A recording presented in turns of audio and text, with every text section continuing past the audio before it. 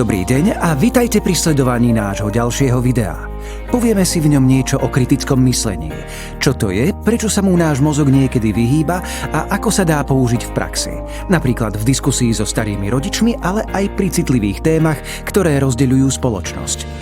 Ako sme už spomenuli v našich predchádzajúcich príspevkoch, všetky komentáre v tomto videu sú naše vlastné názory, s ktorými nemusíte súhlasiť. Takto je to v demokratickej spoločnosti správne.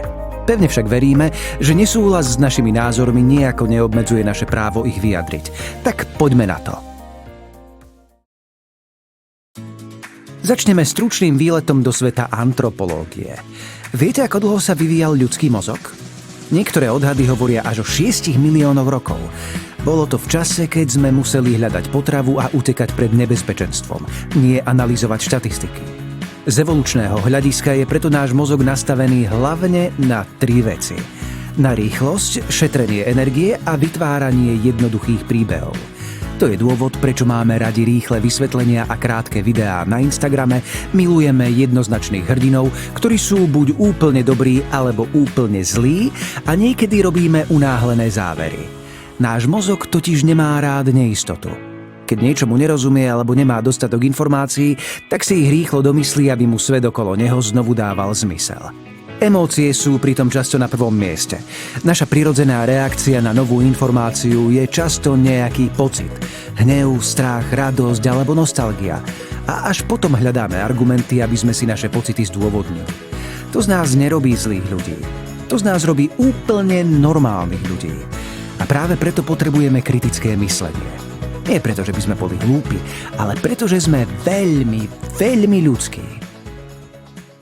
Keby sme chceli kritické myslenie definovať jednou vetou, tak by sme povedali, že je to logický proces, ktorým vyhodnocujeme dostupné informácie, aby sme zistili objektívnu pravdu, alebo aspoň dospeli k racionálnym a obhájiteľným záverom, a to nezávisle od nášho súčasného presvedčenia alebo pocitov.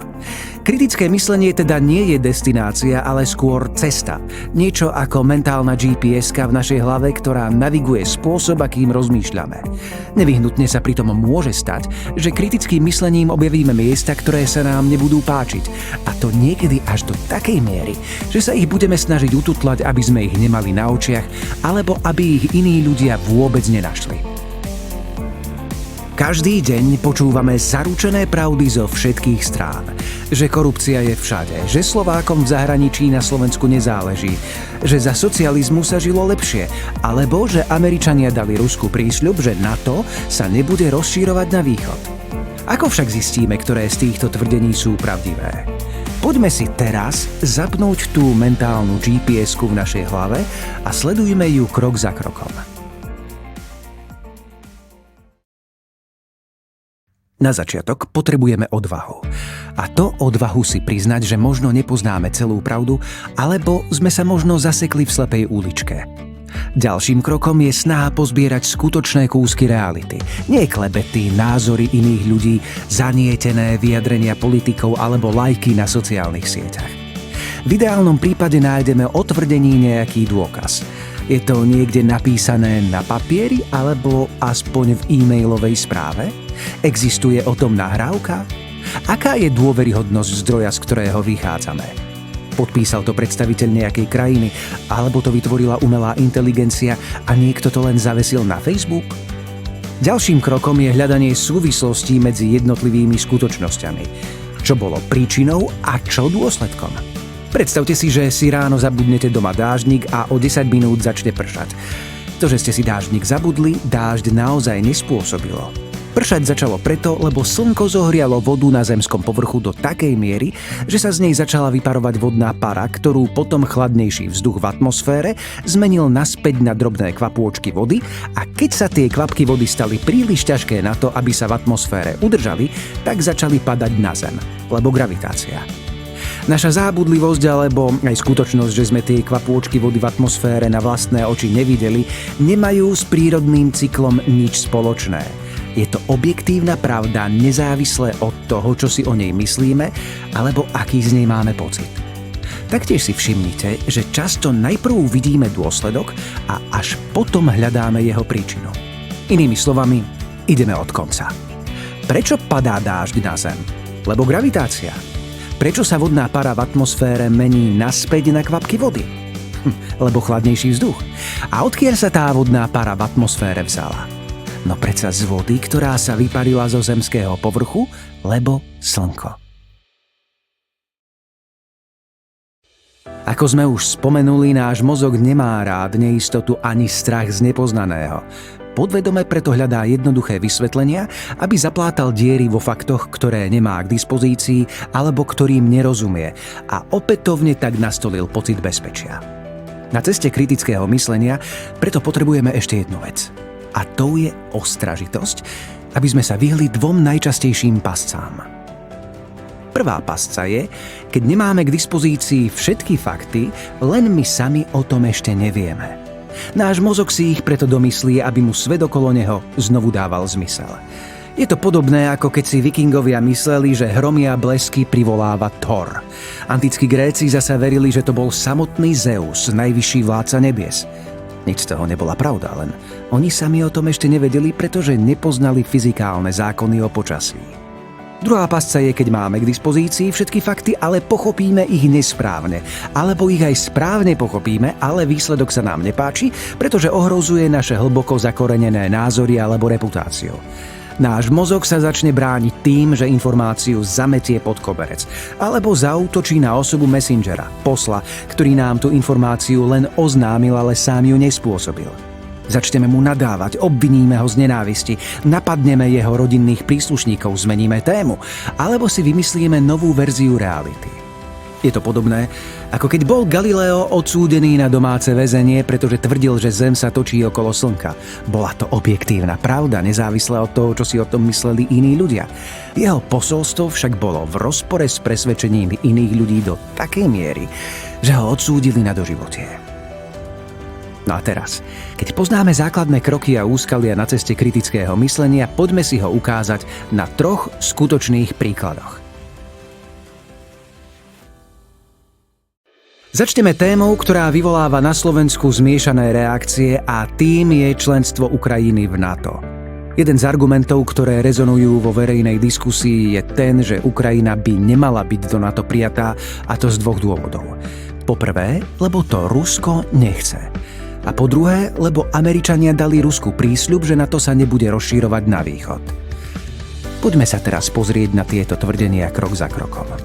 Po prvé, máme odvahu si priznať, že možno nepoznáme celú pravdu? Ak áno, poďme ďalej.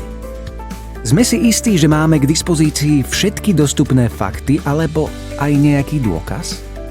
No, nie celkom. Je pravda, že začiatkom 90. rokov minulého storočia sa uskutočnili diplomatické rozhovory medzi Spojenými štátmi a Ruskom ohľadom zjednotenia Nemecka, ktorých súčasťou bolo aj nerozširovanie NATO na východ. Nikto však nič nepodpísal a nikto sa písomne k ničomu nezaviazal. Na druhej strane, Ukrajina v roku 1994 podpísala Budapešťanské memorandum, ktorým sa vzdala svojich jadrových zbraní výmenou za záväzok ostatných strán, že budú rešpektovať jej hranice a že nepoužijú silu, aby ovplyvnili jej politické smerovanie. Viete, kto to memorandum tiež podpísal? Ruský prezident. Podobné memorandá nemajú charakter oficiálnej zmluvy. Čo má však podľa vás väčšiu váhu? Neoficiálne diplomatické rozhovory za zatvorenými dvermi alebo podpis prezidenta krajiny na papieri a pred kamerami?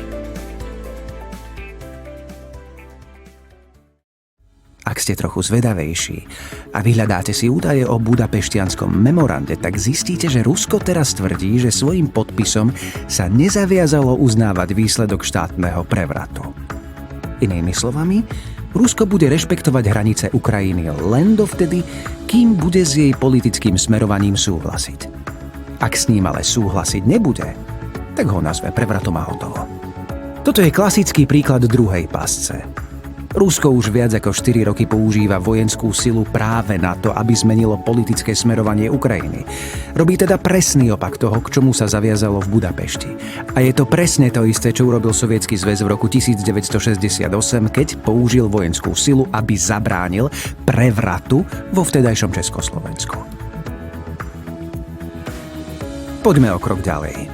Ak by aj žiadne budapešťanské memorandum neexistovalo, mala by mať Ukrajina právo, aby sa slobodne rozhodla, kam chce patriť? Presne tak, ako to urobilo 14 iných krajín bývalého východného bloku, vrátane Slovenska? Členmi NATO sú dnes pobaltské štáty, Slovania, Maďari, ale aj balkánske národy vrátane pravoslávnych Rumunov a moslimských Albáncov. Bulhári píšu cyrilikou a keď sa chce mladý Poliak dohovoriť s Estóncom, budú hovoriť po anglicky. Existuje však jedna vec, ktorú máme všetci spoločnú. Viete, čo to je? V momente, keď nám bolo umožnené, aby sme sa slobodne rozhodli, kam chceme patriť, všetci sme utekali od Ruska čo najďalej. Každý z nás podal prihlášku do NATO na základe vlastného rozhodnutia a potom sme tvrdo pracovali na tom, aby nás tam vzali. Naša snaha bola iba dôsledok. Čo bola podľa vás príčina? Niektorí z vás si teraz možno povedia, že NATO sa vďaka súčasnej americkej administratíve stáva čoraz menej atraktívne. Nedajte sa však zlákať do druhej pasce. V našom prvom príklade môžeme NATO kľudne vymeniť za Európsku úniu a nebude to mať žiadny vplyv na to, či by mala mať Ukrajina právo, aby sa slobodne rozhodla, kam chce patriť. Nech už je to kdekoľvek.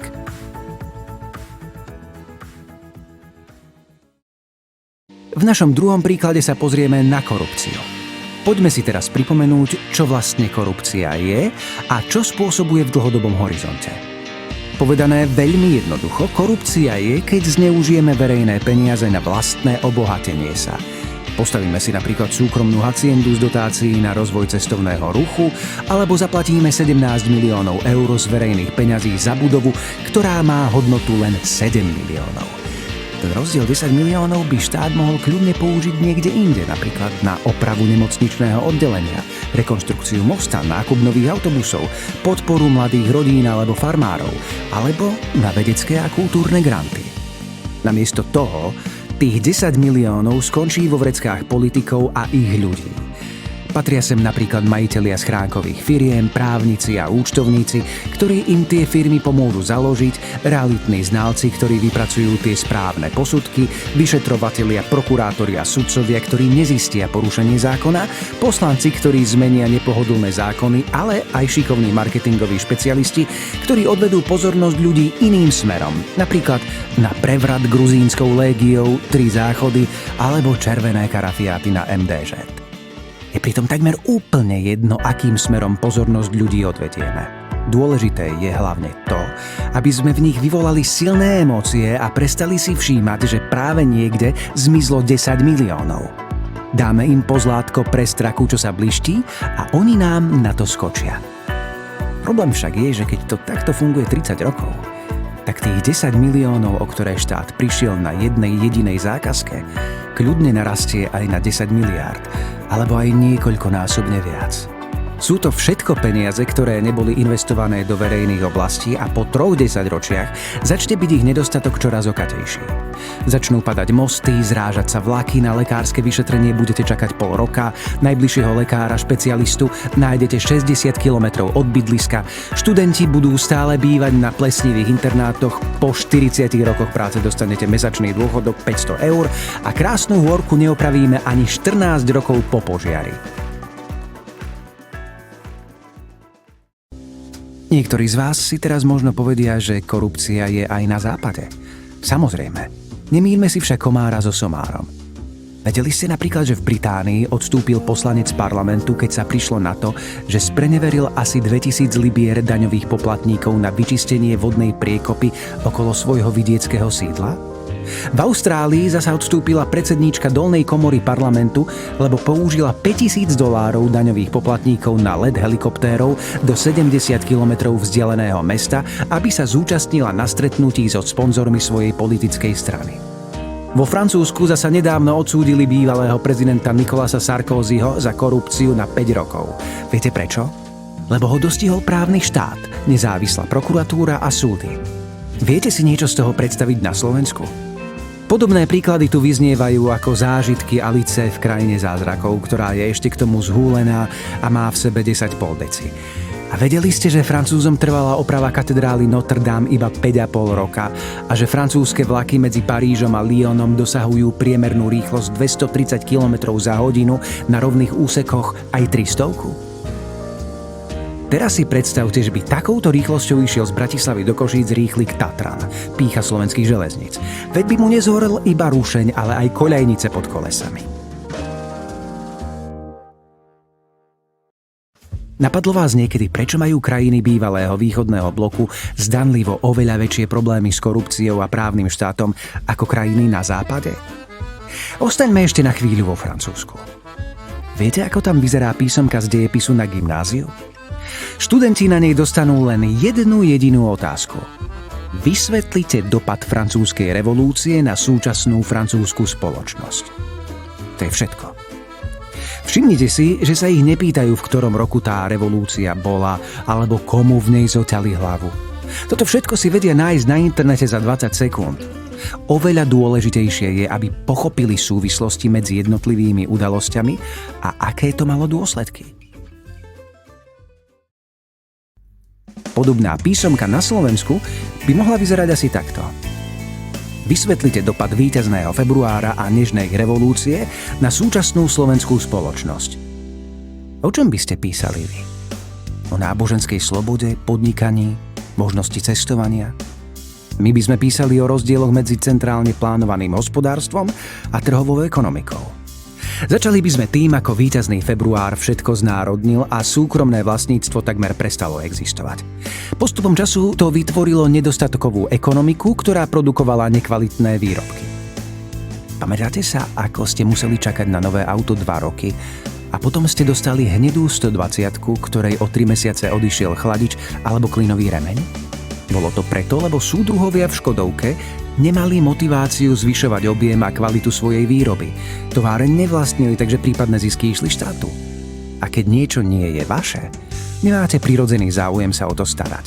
A keď je na trhu niečoho nedostatok, viete, kto má v rukách moc? Predajcovia. Pretože majú prístup k nedostatkovému tovaru. A keď ten tovar chcete získať, čo asi urobíte? Podplatíte ich, alebo im ponúknete protislužbu. Napríklad, že im niečo vybavíte na úrade, kde pracuje švagrina netere vašej svokry. Časom vám príde úplne prirodzené, že ak sa chcete o svoju rodinu postarať, tak musíte kšeftovať a podplácať. Potom by sme písali o voľnom trhu, ktorý prirodzene vytvára prebytkovú ekonomiku. Ak ste vlastníkom firmy, tak všetky zisky ostávajú vám. Máte teda prirodzenú motiváciu zlepšovať kvalitu svojich výrobkov a služieb, pretože inak vaši zákazníci odídu ku konkurencii a vy skrachujete. Viete, kto má v takej situácii moc? Kupujúci. Pretože má na výber čoraz viac kvalitnejších možností. Potom by sme písali o prechode z centrálneho hospodárstva na voľný trh a ako sme v 90. rokoch minulého storočia nemali takmer žiadne alebo veľmi zle nastavené zákony a regulačné procesy, ktoré by kontrolovali nadobudovanie súkromného majetku. Štátne podniky preto skončili v rukách politikov a ich ľudí za zlomok ich trhovej hodnoty a Slovensko tak prišlo o obrovské množstvo peňazí, ktoré neboli použité na rozvoj infraštruktúry a kľúčové reformy. No a na konci písomky by sme vyvodili zo pár záverov. Napríklad, že korupcia v krajinách bývalého východného bloku môže byť z veľkej časti pozostatkom nedostatkovej mentality z čias socializmu. A keďže stále nemáme efektívne nastavené zákony o preukazovaní pôvodu majetku, Slovensko vďaka korupcii stále prichádza o obrovské množstvo peňazí, ktoré potom chýbajú úplne všade. Problémy sa začnú množiť, keď korupciu skombinujeme s otvorenými hranicami, čo v dlhodobom horizonte nevyhnutne spôsobí úpadok národa a celej krajiny. Bude len otázkou času, ako rýchlo sa to stane. Je to preto, lebo korupcia spôsobuje dlhodobé podfinancovanie všetkých oblastí, ktoré potom stagnujú a nerozvíjajú sa. Ak majú ľudia zároveň možnosť cestovať, odídu za lepším životom niekde inde. Nie je náhoda, že najviac skorumpované krajiny patria medzi tie najchudobnejšie a zažívajú aj najvyššiu mieru emigrácie. Jediný spôsob, ako dokážu skorumpované režimy odbiv ľudí zastaviť, je zatvoriť hranice. Lenže potom budú čeliť čoraz väčšej vnútornej kritike, ktorej sa budú musieť zbaviť a postupne skončia ako Bielorusko alebo Severná Kórea. Chudobný a izolovaný v chátrajúcej diktatúre na čele s úzkou skupinou vyvolených tzv. Našich ľudí.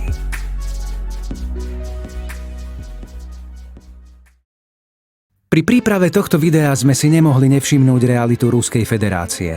Je to výnimočná krajina s obrovským prírodným bohatstvom, šikovnými ľuďmi a veľkým potenciálom. Ako je teda možné, že v roku 2018, teda viac ako 25 rokov po páde Sovietskeho zväzu, takmer 2/3 domácností na ruskom vidieku nemali pripojenie na kanalizáciu a z nich takmer polovica stále používala drevené latríny? Toto nie je náš názor, ale oficiálne údaje Ruského štatistického úradu, o ktorých informoval The Moscow Times. Kde skončili všetky tie peniaze z ruského prírodného bohatstva? Drevené latríny sú len dôsledok. Čo je podľa vás príčina? Ruský národ má byť právom na čo hrdý. Na svoju históriu, umenie alebo literatúru, ktorá nám dala velikánov ako Dostojevský alebo Tolstoj a umožnila nám nahliadnúť do tajomnej ruskej duše so všetkými jej protikladmi. Pokorou a hrdosťou, vnútornou slobodou a utrpením, ale aj nezvyčajnou krutosťou a rídzou nefalšovanou láskou, ktorú niekedy môže zaslepiť urazená pýcha, strach a posadnutosť. Nemýľme si však príčinu s dôsledkom. Bohatá ruská kultúra nemá so súčasnou vládou v Kremli vôbec nič spoločné. Najlepší spôsob, ako by vedela Moskva motivovať iné krajiny, aby sa dobrovoľne vrátili pod jej ochranné krídla, by bol ten, keby sa stala skutočnou ekonomickou veľmocou a protiváhou Bruselu. Poskytla by tak iným národom víziu prosperity a slušného života a dala by im dôvod, aby k nej chceli patriť na základe ich slobodného rozhodnutia, nie z prinútenia. Rusko sa však na ekonomickú úroveň Európskej únie zrejme nikdy nedostane, a to práve kvôli vlastnej korupcii. To je presne ten dôvod, prečo si musí rešpekt a bratskú lásku vynúcovať násilím. Poďme sa teraz pozrieť na náš posledný príklad a tým je odchod mladých ľudí zo Slovenska. Aké sú fakty? Väčšina z nich odchádza vo veku 18 až 20 rokov a to kvôli štúdiu na vysokej škole. Ich odchod je len dôsledok. Čo je podľa vás príčina? Pohodlnou odpoveďou je, že príčinou ich odchodu je úroveň slovenských vysokých škôl, kvalita výučby, možnosti výskumu, ale aj plesnivé internáty a horiace vlaky. No všimnite si ich vek, 18 až 20 rokov. Koľkí z nich mali možnosť ovplyvniť situáciu na Slovensku hlasovaním vo voľbách ešte predtým, než odišli? Štatisticky asi štvrtina. Väčšina z nich túto možnosť nemala. Rodičia ich slušne vychovali, lenže oni potom vyrástli a na prahu dospelosti sa ocitli v krajine, v ktorej nevedia slušne fungovať. Boli vychovaní do úplne iného prostredia. Dostali sme sa teraz na križovatku, kde sa nevyhneme diskusii o generačných výčitkách. Na začiatku tohto videa sme si však povedali, že kritické myslenie nám pomôže zistiť objektívnu pravdu, aj keď sa nám možno nebude páčiť. Poďme teda nahliadnúť do pomyselnej 13. komnaty na konci našej cesty a urobme to cez hľadáčik príčin a dôsledkov a nie cez impulzy alebo emócie. Na jednej strane staršia generácia mladým ľuďom niekedy vyčíta, že im na Slovensku nezáleží, inak by neodišli. Boli by radi, keby tu mladí ľudia ostali alebo sa začali vracať, aby tak pomohli Slovensku a nenechávali tu svojich rodičov na staré kolená samých. Takéto tvrdenia môžu niekedy pôsobiť necitlivo s miernym nádychom samoľútosti, citového vydierania, ale aj prirodzeného strachu zo samoty. Na druhej strane niektorí mladí ľudia to vidia opačne. Z ich pohľadu, ak by sme to chceli povedať bez filtra, súčasný bordel na Slovensku spôsobili ich rodičia a starí rodičia svojimi rozhodnutiami vo voľbách za posledných 30 rokov a teraz ho hádžu na plecia svojim deťom a vnúčatám, aby ho upratali za nich. Argument, že študenti z Popradu nám dávajú nádej, je z tohto pohľadu postavený na hlavu. Nádej na lepší život by sme mali dať našim deťom my, nie oni nám. Na otázku, kto má pravdu, neexistuje správna odpoveď. Bude to záležať od toho, koho sa spýtate. Cynik vám povie, že pravdu majú slovenské deti. Ich rodičia, ktorí 30 rokov volili falošných vlastencov a na staré kolená teraz zostali sami, iba žnú to, čo sami zasiali. Platí to aj v prípade, že volili skorumpovaných politikov, aby ochránili tzv. Tradičné hodnoty, ktoré však nemajú na vzťah medzi korupciou a odchodom mladých ľudí vôbec žiadny vplyv. Ako zabudnutý dážnik, ktorý nespôsobil búrku. Humanista bude cynikovi oponovať, že slovenskí rodičia sa vo voľbách vždy rozhodovali s tým najlepším úmyslom, no nie vždy vedeli predvídať dôsledky svojich rozhodnutí. Stali sa preto ľahkým terčom pre politikov, ktorí im sľúbili 13. dôchodky, ako pozlátko pre strachy, čo sa blíšti, no za chrbtom ich vlastnou korupciou obrali o starobu v kruhu svojich detí a vnúčat. Altruista bude apelovať na to, že slovenským rodičom musíme pomáhať lepšie pochopiť dôsledky ich rozhodnutí vo voľbách, či už v rámci vzdelávacieho systému, alebo aspoň adresnou kampaňou. Realista ho hneď doplní, že to musíme robiť spôsobom, ktorému ľudia rozumejú. Ak chceme osloviť dôchodcov, z ktorých tretina nevie zapnúť počítač, alebo stále používa Nokiu s 12 gombíkmi, tak videá na Instagrame nám nepomôžu. Filozof sa medzi tým zamyslí nad nemožnou voľbou, pred ktorou stoja mladí ľudia na Slovensku. Vyberajú si medzi láskou k ľuďom, ktorí ich vychovali, a túžbou po slušnom živote pre seba a svoje deti. Môžu tu ostať a stráviť ďalších 30 rokov, aby zo Slovenska urobili druhé Švajčiarsko, alebo sa tam môžu rovno presťahovať. Národovec im za to vynadá a obviní ich, že odchodom do Švajčiarska zanevreli na svoju rodnú zem a že na Slovensko chodia len k zubárovi. Ekonóm bude oponovať, že slovenskí zubári majú vďaka tomu vyššie tržby a zisky, z ktorých potom platia viac daní.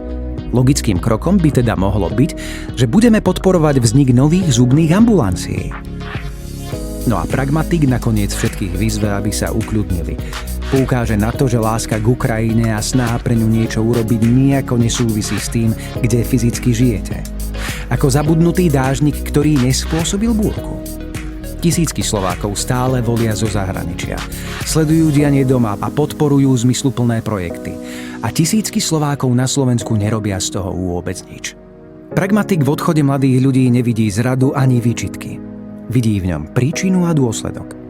Ak 10 ročia podporujeme skorumpovaných politikov a falošných vlastencov, ktorí naše deti pripravujú o budúcnosť, tak sa nemôžeme čudovať, keď si naše deti začnú hľadať svoju budúcnosť niekde inde.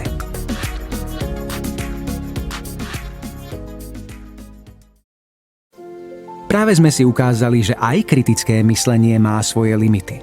Nedokáže nám vždy poskytnúť len jednu jedinú vyčerpávajúcu a nemennú pravdu. Pomôže nám však lepšie pochopiť svet okolo nás na základe súčasných poznatkov, vidieť realitu z rôznych uhlov pohľadu, vyhnúť sa manipulácii, lepšie vychádzať s ľuďmi, ktorých máme radi, a lepšie pochopiť, čo každým rozhodnutím získame a čo stratíme. Zároveň platí, že ak objavíme nové informácie alebo súvislosti, o ktorých sme doteraz nevedeli, tak naše názory alebo rozhodnutia môžeme kľudne zmeniť. A to bez hanby alebo urazeného ega. Skúsme hľadať príčiny a dôsledky skôr, než nás ovládnu pocity. Pýtajme sa ešte predtým, než sa urazíme. Viac počúvajme a menej hodnoťme a skúsme pochopiť skôr, než odsúdime. Týmto videom sme chceli ukázať, že budúcnosť krajiny sa nemení zo dňa na deň. Mení sa pomaly po 10 ročia s každým naším rozhodnutím, vrátane toho vo volebnej miestnosti. Práve tam, za plentou, sa rozhodujeme, či našim deťom zanecháme krajinu, v ktorej budú chcieť ostať, a či prežijeme dôstojnú starobu v kruhu svojich blízkych.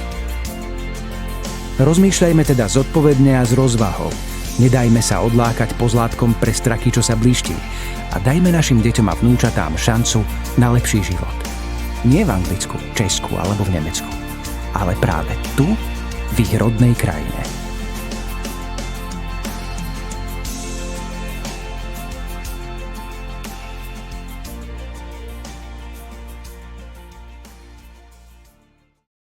Ak sa vám toto video páčilo, budeme veľmi radi, ak ho budete zdieľať ďalej, prípadne sa stanete naším odberateľom. Ďakujeme a tešíme sa, že vám čoskoro budeme môcť predstaviť naše ďalšie video. Dovidenia a do počutia.